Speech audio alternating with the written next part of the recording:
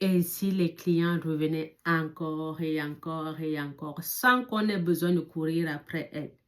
Mais Rose, quand on a un salon de beauté, la base, ce sont les clients. La base de vos finances, de vos revenus, ce sont les clients. Aujourd'hui, je partage avec toi 7 astuces qui vont te permettre de fidéliser tes clients. Ce sont des astuces que tu as déjà écoutées, peut-être, d'autres peut-être pas, donc tu pourras l'écouter aujourd'hui. Et si tu les mets en place, je sais que tu auras des changements. La première des astuces, c'est quoi? L'accueil.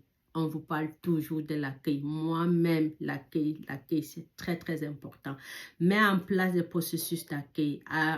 Aie un regard souriant. Forme même tes employés pour que quand la cliente est en train de venir, on voit dans les visages elles sont contentes, elles sont fières d'accueillir cette cliente. Si c'est une cliente qui vient une fois, faites l'effort de retenir son nom. Écrivez, posez les questions à vos clientes, cherchez à savoir le nom, comme ça quand elles sont en train de venir, ah, Madame telle, bienvenue, nous sommes contents, nous sommes ravis de vous recevoir aujourd'hui. Ça fait un changement de savoir que vous vous êtes rappelé d'elle, vous vous êtes rappelé de son nom. Vraiment, ça fait la donne. La deuxième astuce, c'est quoi? C'est mettre en place des cartes de fidélité. Alors, ce sont des choses qu'on retrouve partout, avec peut-être 5 à 10 soins que la cliente a fait. Vous pouvez proposer un soin gratuit. Ça dépend de vous, comment vous vous organisez, mais créer des cartes de fidélité, comme ça vous permet aussi de suivre vos clients. Des petits cadeaux par occasion, un petit vernis, une cliente, je prends l'exemple, je ne sais pas dans quel pays du monde vous serez en train de suivre ma vidéo, mais un petit cadeau, un vernis, des fossiles, je ne sais pas moi, un petit gloss et que vous donnez à votre cliente. Ne voyez pas ça en termes de coût, voyez plutôt ça en termes d'investissement. Ce sont des investissements parce que ce sont des astuces que vous mettez en place pour pouvoir fidéliser cette cliente-là. Et si une cliente qui est fidèle avec vous, c'est vraiment des revenus constants sur du long terme. L'autre astuce serait de proposer des petits services vraiment gratuits. C'est vrai que la cliente est venue pour un soin de visage, vous le faites un soin de visage, mais si vous proposez des pilés, comme vraiment un petit service gratuit d'épiler ses sourcils, de faire des épilations, de brow lamination. Vraiment, elle va apprécier au lieu de laisser le visage comme ça pour dire non, parce que vous avez fait un soin de visage et puis c'est non.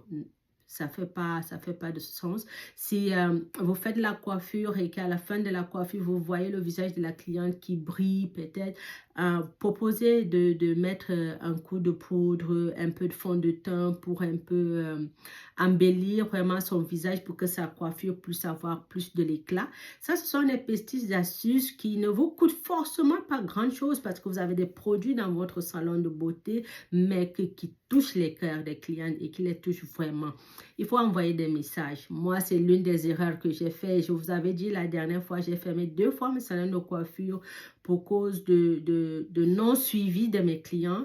Donc, vraiment, prenez le contact de vos clients, envoyez des messages déjà pour savoir comment elles vont, mais des messages aussi pour dire que vous avez des promotions, vous avez des nouvelles arrivages, vous avez des nouveaux services que vous pourrez même partager avec elles. Vraiment, garder le contact de vos clientes.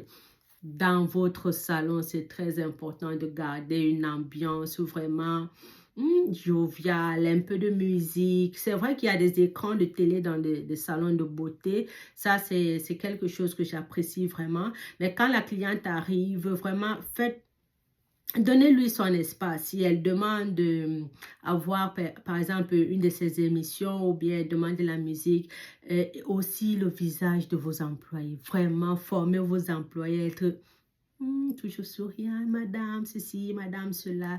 Il faut que la cliente se sente chouchoutée, qu'il y ait vraiment une ambiance, que ce soit musique, l'écran, tout ça, et les employés même, qu'il y a une ambiance positive dans votre salon de coiffure. Vraiment, c'est comme un arbre de paix, on le dit ainsi, dont la cliente va se sentir vraiment bien accueillies, elles se sont relaxées mieux aussi chez vous. Donc, ça va permettre qu'elles reviennent tout le temps. Il faut aussi être constant dans la qualité de service que vous offrez. Vraiment constant dans les prix, constant dans la qualité de service.